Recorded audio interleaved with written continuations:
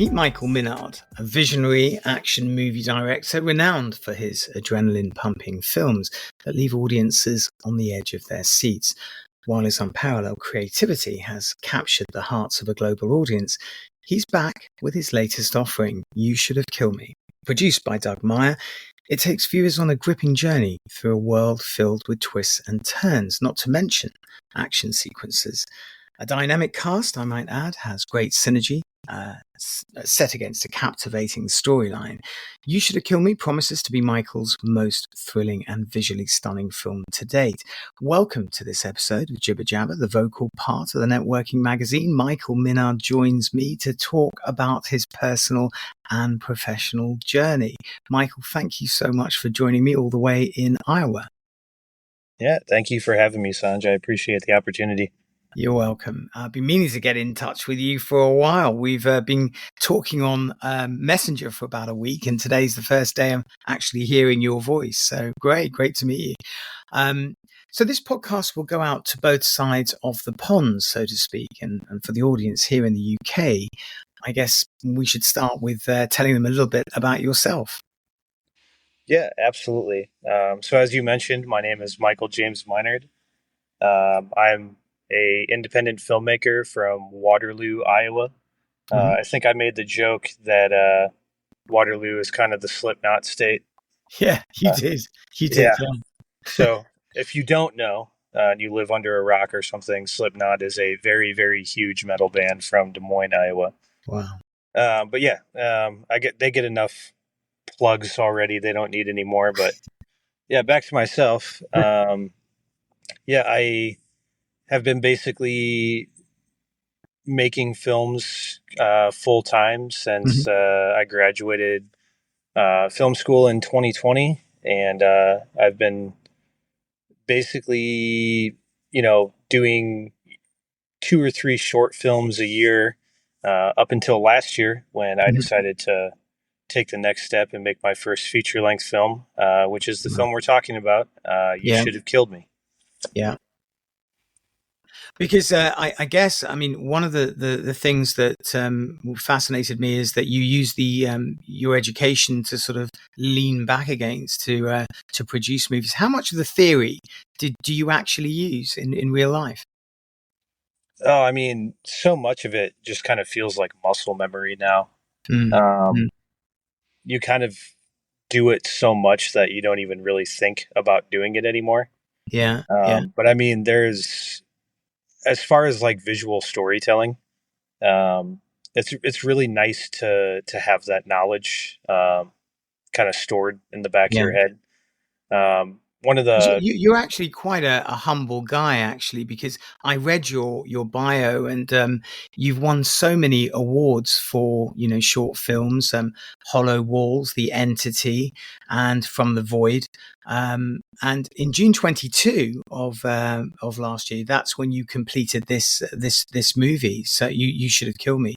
What was it like to win awards after graduating from film school? Amazing. Yeah. Well, let me go backtrack real quick. Yeah. So as far as like using the actual theory, the example I like to give is, say you have, instead of over the airwaves with this podcast, say you and I were just sat across from each other in like a coffee shop or something, right? Sure. So I might start by shooting both of us in like a wide shot, kind of establishing the location and where we're at and what we're doing. And then as we're talking, our individual shots are going to be kind of like an over the shoulder shot of mine, and then showing you. And then obviously my shot would be over your shoulder showing yourself. Yeah. Well, say all of a sudden we get into an argument. Well, visual storytelling would, kind of dictate, well, we don't want to share the same frame anymore because we're at odds with each other. Right. So then those shots of each other might turn into just individual close-ups as opposed to over the shoulders and sharing the same screen with each other. Yeah. And then say it escalates so much that you pull a gun on me. Right. Well, in that case, I might actually break the 180 rule to show basically like a power dynamic flip, like you are now in control and you're controlling the screen kind of thing. Right. So as far as theory goes, there's a lot of useful like visual storytelling tips that you can definitely Yeah. pick up on. What inspired you to become a movie director? I mean, you got the theory. Was it the end goal? I mean, or were you going to diversify? Or before you actually chose to be a director, did you think, you know what, I'm going to do something else? Or were you so focused that you knew exactly what you're going to do? Um, well, it's a combination of two things. So um, I think the filmmaking side of me was kind of always there. Hmm. I mean, even as a kid, I was running around with like my parents' old like VHS video camera and Wow. making dumb movies with my friends. Or I was always one of those kids that would buy like GI Joes and act out movie scenes with my toys and things like that. And then the second thing is, I guess, kind of a callback to me mentioning Slipknot. Is I used to play in quite a few bands. Right.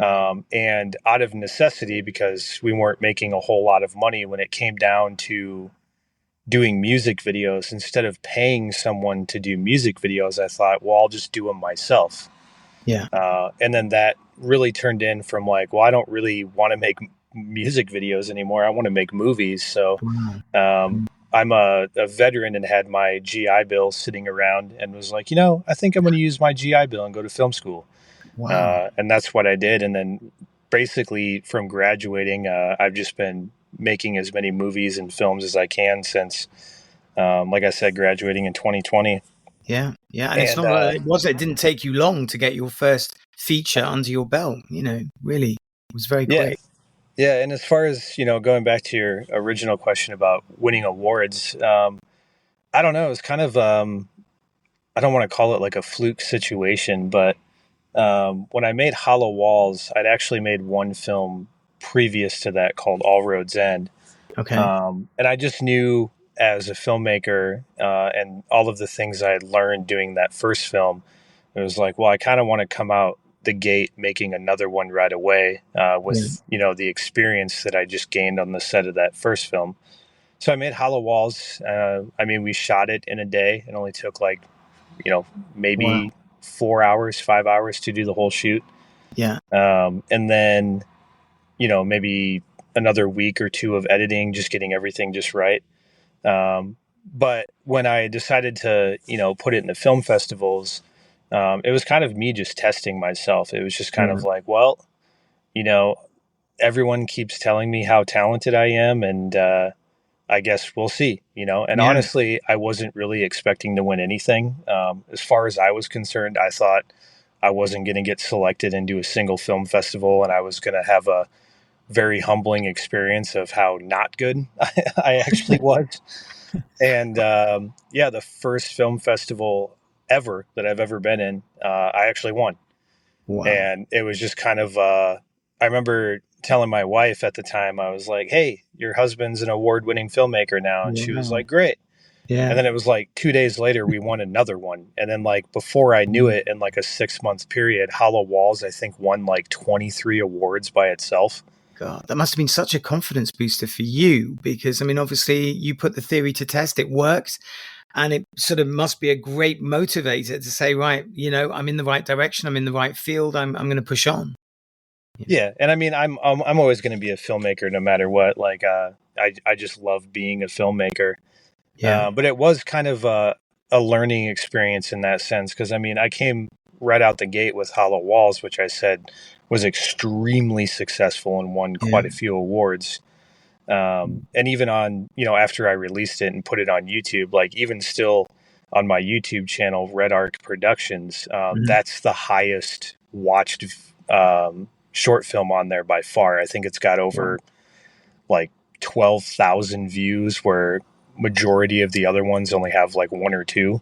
Yeah. Yeah. So I mean, it is overperforming, but kind of the situation I fell into is I came right out the gate with Hollow Walls, and I ended up winning over 23 awards. So Amazing. I'd kind of be grown accustomed to it, where I was just Yeah. like, man, everything I touch turns to gold. This is great. And then I made the entity, and it won 9 awards. Wow. I Wow. think, well, 9 or 11, I can't quite remember. So it was like, well, whoa, that's not 23. What's going on? Like, am Yeah. I slacking? Am I doing something different? Because you entered the realm of COVID, didn't you? Around at some point in this process, and that must have been quite challenging Yeah. for you. You know, as a director, it must have been very very challenging. But yeah, and then the entity won. I think it was 11 Wow. awards. So it was like, well, that's not 23. Like, am I doing something wrong? Yeah. And then I Something came to be out with proud From of. the Void, arguably my favorite short film that I've ever done. And that movie won 2. Wow. And so it's kind of one of those things where I quickly realized, I thought, I was going to be very successful very quickly. It was Yeah. just kind of like, well, if I can keep up the level that Hollow Walls was, like, I'll have no problems, kind of doing whatever I want to do. Yeah. But then I very quickly learned that, everything is vastly different from film to film. You can't kind of base your whole career on one project. You have to Right. continue to grow and learn and adapt and, obviously always hone your skill every chance you get. Right. And that's a message for the newbies that are coming in, I guess, who want, the would-be film directors that are coming into the indie realm. I suppose it's a good piece of advice for them too, to hone your skills and to use them over time. It's a learning curve after all. So let's talk about the approach that you use, because I watched the YouTube clip of your latest film, You Should Have Killed Me, and I want to know about your approach to create action sequences in the films. I know that you mentioned a little bit about You and Me being filmed in a bar, having a cup of coffee, and getting into an altercation. Is that a definitive, or do you just go with emotion? You just sort of think, are there times you stray away from the theory and just go with your heart? I mean, a little bit of both. Mhm. Like, I mean, obviously, any film that a filmmaker puts out always has a little bit or a lot of bit of themselves in it. Mhm. The dialogue of You Should Have Killed Me is very much a big part of me. Mhm. Um, it's like I've based movie scenes off conversations I've had with my friends, various things I've heard, my friends and colleagues talk about that I find humorous or something like that. I might put it into a script, as long as, obviously the main bulk of the story can flow. Mhm. But as far as like um, writing scenes or like putting together the movie as a whole, um, every kind of altercation or conversation between characters is kind of all based around like what they want. Right. Generally, when you're writing characters, even if it's just like a small character, you want to try to give them some type of goal that they're personally trying to achieve in the movie. Right. And sometimes those goals clash, and obviously one actor wants one thing and the other actor is trying to stop him. Sure. But I can't remember what famous screenplay writer it was, but he had said, obviously the whole movie arc, generally is Mhm. like, you have your intro, you have your conflict, you have your, resolution, and it just kind of makes like an arc in the storyline, if you will. But this famous screenplay writer said every scene should also have like an individual arc as well. Interesting. And that way you can kind of keep the viewer's attention hooked the entire time so that Yeah. you're kind of always on your toes. Like, what is this character going to do next? Like, well, now that they received this news, are they going to do something different in the next scene? Sure.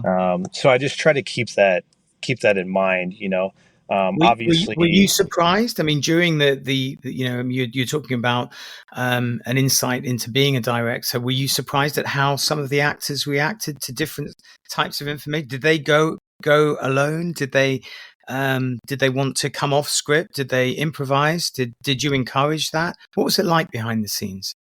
yeah, I'm a big fan of letting my actors improvise lines. Okay. Yes, I write the screenplay and I Mhm. kind of provide the foundations, if you will. Right. But I mean, ultimately, at the end of the day, I'm not an actor. That's the reason why I'm the guy behind the camera. Right. And so I leave it up to the actors who become my characters Right. to kind of tell me what they're feeling in the moment. You know, Yeah. if an actor's like, hey, I don't think my character would say it like this. I think they would say, you know, basically the same line, but they might word it a little bit differently. Or, Mhm. you know, I've had actors, especially, and You Should Have Killed Me. There's two stoner characters that tend to be the crowd favorite when anyone kind of watches it. They're kind of the Right. comedic relief throughout the film. Yeah. There was a lot of improvising by them, and it was Mhm. just things that they said in the moment. And a lot of the big laughs that I've experienced when I've watched it with the crowd at film festivals are generally those improv lines that, you know, they had come up with on the spot. Right. So I like to give my talent the freedom to really feel out who their characters are, and then kind of educate me on, you know, Mhm. who their characters are. Because, like, you know, as long as they're not going rogue and flipped in the script where like the story's not getting told, Yeah. I completely and 100% condone like going off script and Right. improvising and like really making their characters their own. Yeah. Yeah. And how do you collaborate with your cast and crew? I mean, are you very formal, or you the very approachable director, and they can just lean on you for information? Or is there a process for communication so that the project doesn't get delayed? How do you actually communicate with everybody? Is it just the traditional mouth horn where you're shouting through your director's mic, or is it very different today? For me, it's very different. I like to have fun on set. Right. Before we start shooting anything, I generally kind of get all of my cast and crew together. And we kind of form like a little circle. And my big catchphrase is I'm like, all right, guys, loosey goosey, you know, let's have fun. And I kind of make them like wiggle their arms and like just get loosened Right. up. Yeah. I like to have, like I said, I like to have fun on set. So, I mean, you know, as soon as I say cut during a scene, Yeah. um, if there's, you know, people bullshitting in the background or there's like banter going on and people laughing, like I like that over just like dead silence, you know, Yeah. too scared to talk to one another. Like, I like to have a pretty, like a pretty, what's the word I'm looking for? Just like a pretty mild set. Well, Like, you it's know, like a movies, yeah, humanized like sort of direct. movies don't need to be stressful all the time. Right. Like you can have fun on set. Obviously, I know not every director works that way, but for me personally, you know, it goes back to the old saying, like you Yeah. catch more flies with honey. Like Yeah. if your actors are having fun on set and they feel safe and they feel like they're allowed to be, you know, creative themselves, Mm. not only do they generally want to work with you again, but I also feel like you get the best performances out of them because they Sure. want to do a good job for you because they like you and, Yeah. you know, things of that sort. Where, you know, if I was more of like a Stanley Kubrick and was like yelling and screaming at my actors. Now, with that being said, obviously he's made some of the greatest movies of all time and he Sure. gets the performances he wants out of them. Yeah. But as opposed to being mean and cranky like Kubrick was and making people do like over 100 takes, Yeah. I would much rather have fun with my cast and crew and maybe do like 3 or 4 takes. Sure. Are there any specific techniques, the technologies that you've employed to enhance the action sequences in your latest film? Talking of takes, that's a really hard thing, isn't it? The action sequences. I read somewhere about some of the latest action movies, going through hundreds of takes for action sequences. Being an indie filmmaker, that can be quite expensive. So, how do you curb costs, and what do you do? Do you employ technologies, or do you go with a sort of a natural sort of fist fight, a traditional fist fight? Yeah, not so much technological advances, but I mean, kind of leading up to that fight scene and You Should Have Killed Me. Mhm. We did a lot of run throughs, a lot Right. of practice sessions, if you will, Mhm. not only to get the cast members comfortable doing it, but also, you know, to kind of get an idea of where we wanted our cameras to be and like what Right. angles and whatever it may be. Um, and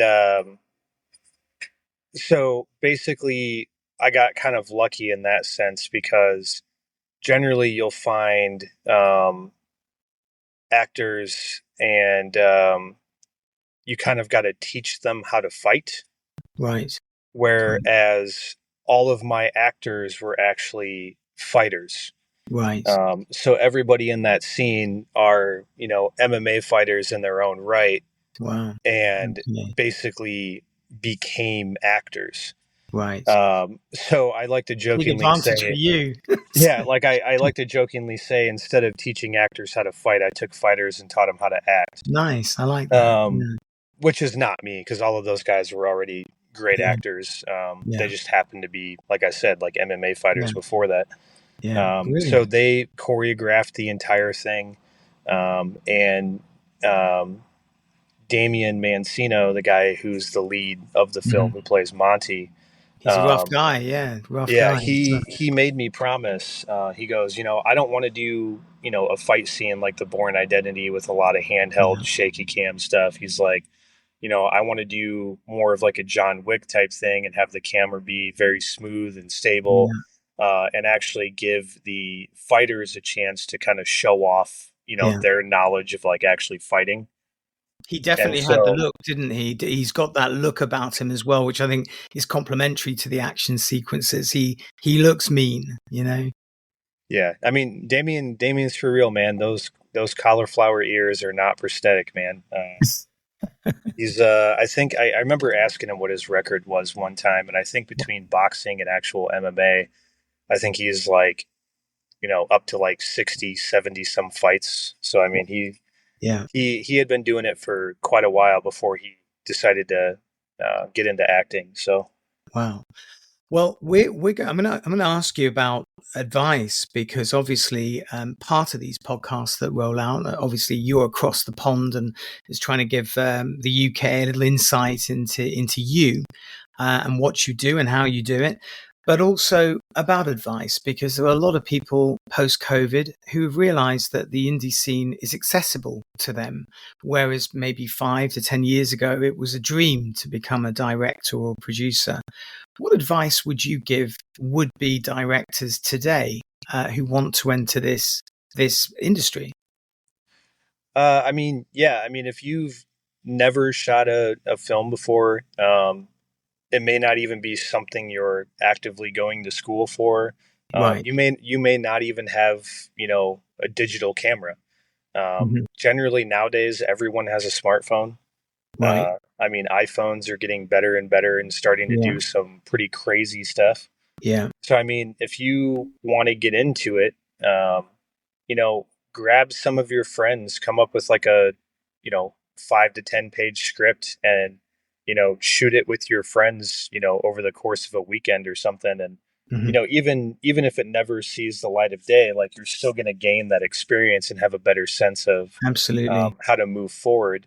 Yeah. If you're a little bit more experienced, say you are a film student, um, say you have a couple of short films under your belt, I always kind of like to reiterate and say, um, stay humble, don't be arrogant, hmm um, especially in like the independent film community. It's generally a pretty small community, depending on where you live. Yeah. And word travels fast. I mean, if you're a nightmare to work with and you're not treating your cast and crew well, Yeah. word's going to spread, and it's going to be harder for you to find people that want to get involved to, make your next film. Right. So I always like to reiterate, just, stay humble, be respectful. Um, obviously you're going to be working with people from all walks of life. That's one of the biggest things hmm I've seen with working with various actors is, you're going to have people in the trans community, or you're going to have people in the LGBT plus community. You're going to have your straight laced blue collar type actors. Like, you have a lot of Yeah. different behaviors and opinions that are kind of all melding together on set. Yeah. And as long as you can kind of be a ringleader for that and make sure that everyone feels safe and protected and is having fun on set no matter what. hmm Like I said earlier, generally you're going to have a better product. So If you can do that as a filmmaker, I mean, word's going to spread. Hopefully, obviously your projects are turning out the way you want them to and you're getting success. So, I mean, the more you work at your craft and the better you get, and the more and more people want to work with you. I say this all the time. I've said this several times over several podcasts I've done, like rising tides lift all boats. Mm-hmm. So, I mean, the more knowledge you get, the more people that are wanting to work with you, the better your projects are. It's going to lift everyone in your filmmaking community up together. You know what I mean? Yeah. It's interesting. You touched on grabbing your iPhone and getting on with it. You're from an academic background, but what if you're not? I mean, what if the paths from writer to writer director were such that you didn't go to film school? Can you still make it in the industry? Yeah, absolutely. Excuse me. That's okay. It's live. I mean, like the director of photography for my film, and actually my assistant director for my film, You Should Have Killed Me. They're actually kind of a power couple. They've been dating for a while, and they own their own production company called Century Films. Mm-hmm. Those two are like a perfect example. They are hands down two of the most talented people in the state. And neither of them went to film school. They just decided one day that they wanted to make movies, and they just tried to get on as many sets to, at first, just help to gain the experience. And then once they felt confident enough, they started pulling the trigger themselves. Wow. And Actually love stories like that. yeah, Really. and those two, like hands down, are incredible. Michael Huntington, excuse me, won an award for. He won the Award of Excellence as my director of photography for You Should Have Killed Me at the Iowa Motion Picture Awards. And honestly, I don't know if I'll ever do another movie where Brittany's not my assistant director, because she was a lifesaver. That gives a lot of hope to a lot of people. And, that's and like I said, they had no official training whatsoever. And whether it be watching YouTube videos, tutorials, whatever it may be, they just kind of taught themselves what they needed to get started. And from there, they, kind of gained the rest of their experience just from actually doing it. I mean, obviously, you're going to learn way more lessons on set doing it than you are in any classroom or watching any kind of tutorial videos. I like to say filmmaking is 90% troubleshooting, which it always is. There's always stuff going wrong, or gear not working, or especially depending on the location, like when we were shooting in that bar during the fight scene, obviously they can't turn off their beer coolers. So then you have to kind of work around what you're going to do for sound, because. Oh, we've lost your sound there for a second, I think, Michael. Hello, Michael, we've lost your sound a little bit. We are going live. We should be getting back to Michael any second now. Michael, are you there? Yeah, I can hear you. Yeah, brilliant. Okay, I know we've had a few. We're talking about imperfections, and going live is one of those. So yeah, you're all the way in Iowa, and I'm all the way in London, so we can expect a few difficulties. But yeah, I totally understand that there are a lot of difficulties or hurdles to overcome. I'm going to ask you this next question. That question was actually sent in from Phoenix Black, a screenwriter from Australia, and she's got another question to ask you. How do you get your scripts to directors and production companies without a manager or an agent? And I'm guessing that this happens a lot because, if you're in the indie scene, you're on your own. There is no representation necessarily. Yeah, so the first thing I would recommend to like any screenplay writers is, whether you have a project in film festivals or not, I would try to attend as many as you possibly could. And honestly, that just comes down to, you can kind of test the waters yourself. If there's an independent filmmaker in your area and you see a film that they did and you're like, wow, that's really, really good. Well, obviously now you have a local filmmaker in your area that has the experience to put out a good product. So then, basically work with them at that festival and just say, hey, I'm a screenplay writer. I would love to send you a few ideas if you're looking for, scripts to do. And then just network that way, because you'll get connected with a lot of the local filmmaking community. If you're trying to pitch your scripts to like larger studios without a manager or any kind of that thing, there's actually a website called inktip.com. And basically you can upload your screenplays kind of the same way that I would do as a filmmaker if I was uploading my films to Film Freeway. Right. But basically you can upload your screenplays, and then they kind of send out like announcements where it's like, hey, this studio is looking for a action film, between 150 to 200 pages. And then if you have something that kind of fits what they're looking for, you can actually pitch it straight to the production company or to the filmmakers on Inktip. Right. You've unwittingly saved a lot of people a lot of time, actually. That's a brilliant piece of advice. Yeah. So you kind of upload all your scripts to Inktip, and then they kind of make basically casting calls like, hey, we want to make this movie. We're looking for a script. And if you have a script that fits the criteria that they're looking for, you can basically pitch it directly to them. Interesting. Okay. Well, is there obviously you've got, this new movie, You Should Have Killed Me.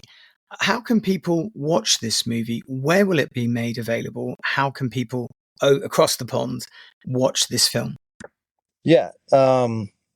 So there's several places online that you can get a physical copy of the Blu-ray, if that's your thing and you kind of like to own the physical disc. You can get it on like Amazon, Walmart, Barnes and Noble. There's a couple of other like DVD retailers that you can also order it from. But if you're wanting to stream it, you can stream it right now, which I know this actually worked the best. A good friend of mine actually lives in the UK. His name is Alan. And he was able to stream it on Amazon. So he just went ahead and rented it and was able to watch it. But then it's also set to come out on like Tubi and IndieBox and some other streaming platforms here in like the next 60 to 90 days. Brilliant. Thank you so much. Look, thank you for joining us and sharing your experiences. I'll place the links for You Should Have Killed Me, certainly the trailer in the podcast description box. Unfortunately, that's all the time we have for today. Thank you, Michael, for joining me. Yeah, absolutely. And I just want to say one more thing to anyone that's interested. If anybody wants to reach out to me on social media or wherever it may be, you can just look me up on Facebook. It's just Michael James Minard. You'll see me there with my wife and kids and can kind of follow me that way. And if you have any questions or like if you need help or any advice or anything, feel free to message me. I'm always down to network and meet new people. And then some of the previous films that we were talking about, as far as like my short films go, anything that I release just goes through Red Arc Productions. And basically you can find our YouTube, our Twitter, Instagram, all of that stuff. So, yeah. That's Red Arc Productions. Yes. Right. Yeah. Okay. Yeah. I think I saw that on Instagram. So yeah, that's a good place to join. There's a lot of the UK audience will be on Instagram. Brilliant. Okay. Well, look, maybe we can have a catch up again, Michael, in the future, maybe to discuss a new project or perhaps even a new venture that you've gone into. So yeah, I'd love to have you back on the show. Absolutely. I appreciate it, Sanj. Thank you. Well, that really is all the time we have for today, and I hope you can join me next time. Until then, bye for now.